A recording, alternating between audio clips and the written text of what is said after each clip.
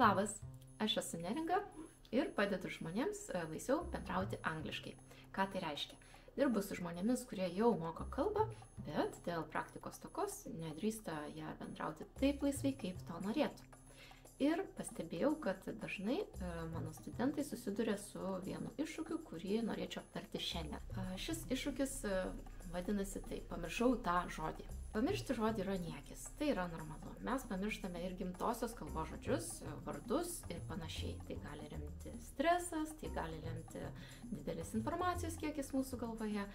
Tai netaip svarbu. Svarbiau yra tai, kad jūs galite išmokti laviruoti kalboje ir taip ją įvaldyti ir to pasakoje jaustis daug geriau. Kaip tai padaryti? Jūs galite ištreniruoti savo smegenis, rasti kalbos pakaitalus ir darykite tai kuo dažniau, netgi tose situacijose, kai nejaučiate streso, nes jums bus daug lengviau.